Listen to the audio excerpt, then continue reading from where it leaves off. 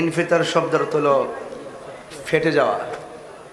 ফেটে যাওয়া আছে না, ফেটে যাওয়া। সূরার নাম ইনফিতার রাখার উদ্দেশ্য হলো এই সূরার শুরুতে ইনফিতার শব্দ উল্লেখ আছে।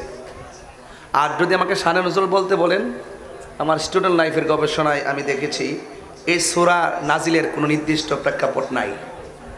এই সূরা নাজিলের প্রত্যেকটা সূরার শানে নজরুল, শানে উরুদ থাকে। এই সূরার কোনো স্পেশালি কোনো প্রেক্ষাপট নাই, কিন্তু এই সূরাটি অনেক গুরুত্বপূর্ণ। এই সূরার মধ্যে আল্লাহ পাক যে তিনি ক্ষমতাবান, এই প্রসঙ্গে আলোচনা করা হয়েছে।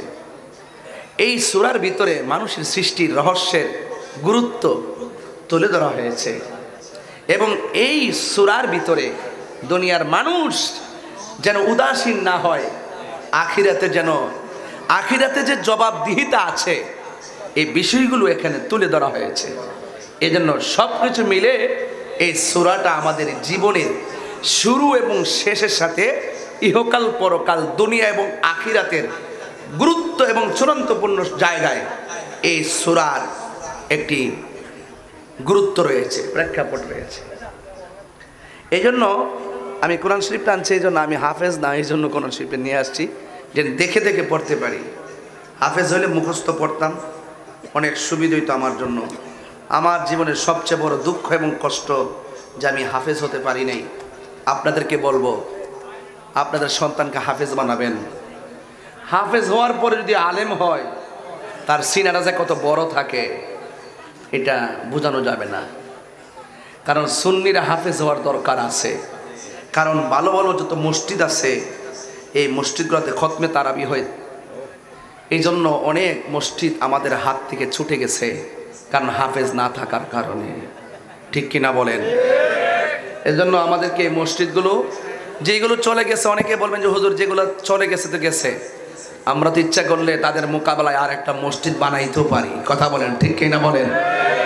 এই জন্য আপনাদের সকলকে বলবো, আপনারা হাফেজ সন্তানকে বানাবেন, আর না হয় আপনাদের নাতিদেরকে বানাবেন।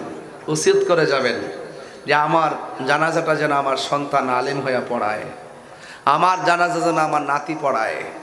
কোরআন অনেক শান্তি। এই মাহফিলটা আপনারা সাজাইছেন, প্যান্ডেল করেন নাই, স্টেজ করেছেন, এলইডি লাগাইছেন। কিভাবে মাহফিলটা সুন্দর হবে? আপনারা খরচ কিন্তু আরও বেশি হয়েছে।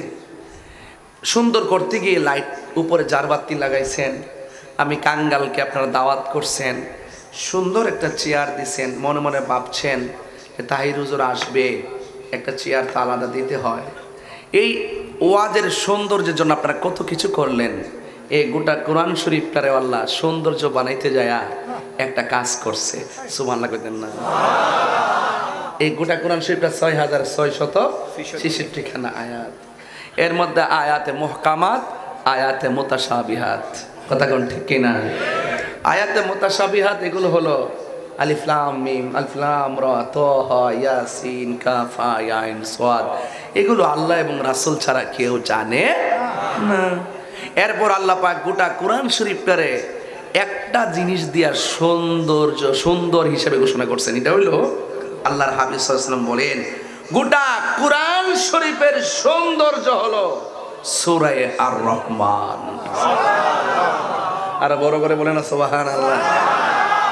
আপনারা কেমন ফিল করেন আমি জানি না। ট্রেনে গেলে, বাসে গেলে, রমজান মাসে আর রহমানটা যখন তেলাওয়াত হয় আমরা শুনি, কত শান্তি লাগে।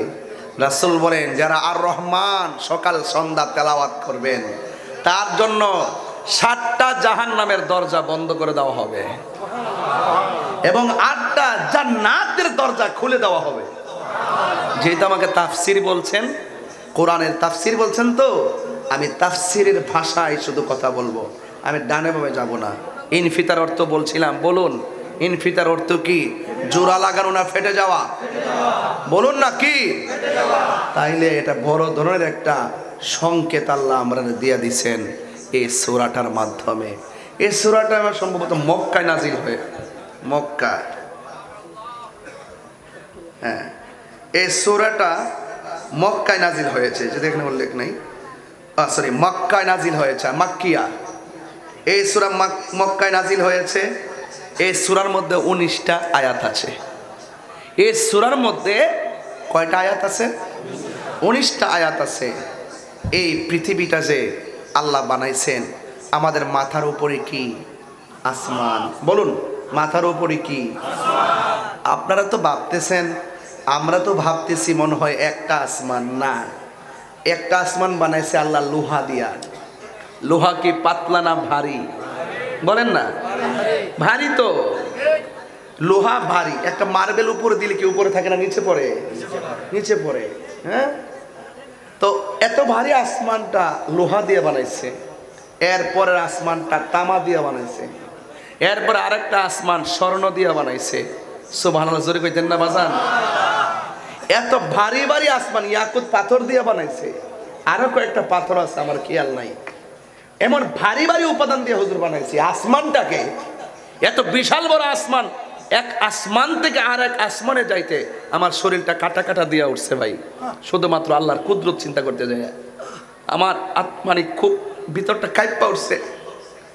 এত বড় আসমান আল্লাহ বানাইছে শুধু বান্দার জন্য।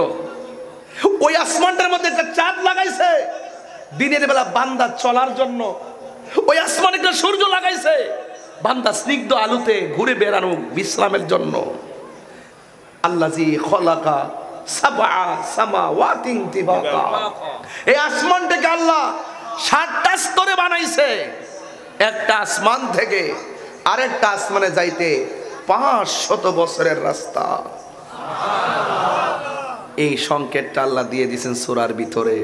ইজাস সামাউন ফাতারাত, যখন আকাশটা ফেটে যাবে। এটা কি পাতলা আকাশ না ভারী আকাশ? তো ফেটে গেলে আসমানটা কি উপরে থাকবে না নিচে পড়বে? তো আপনি যাবেন কোথায়? আমি যাব কোথায়? যারা থাকবে তারা যাবে কোথায়? আল্লাহ বলছেন ইজাস সামাউন ফাতারাত, যখন আসমানটা ফেটে যাবে।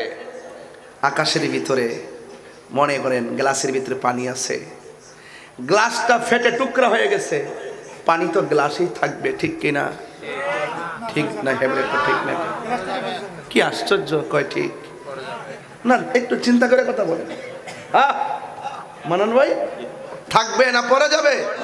হায় হায়, এলাক না, মনোযোগ না, ঘুম পেয়ে গেছে ওদের, ঘুম পেয়ে গেছে। এত ভারী বিষয় দিচ্ছেন। রাত্র 9টায় দিলে ভালো বুঝাইতে পারতাম। 11টার পরে ওয়াজ তাফসির বোঝানো যায় না। এরপরে সুন্নিরা 3টার পরও তাফসির বুঝে। আর যারা ওয়াজ কেউ শুনেন এরা 11টার সময় ওয়াজ শেষ করে দেয়। কোটা ফজরের নামাজ আছে, কারণ তাদের ওয়াজ তো 12টার পরে চলে না। কৌশল করে, কৌশল করে মানুষকে সজাগ রেখে কিছু ওয়াজ করে যায় আর বুঝা যায় আমরা মুফাসসিরে কেরাম, আর আমরা রেখে ভণ্ড। আরে বেটা, তোর সাহস থাকলে আয়া বুঝাস না তাহিরি রে মুফাসসির কাকে বলে? কথা কন ঠিক না ঠিক?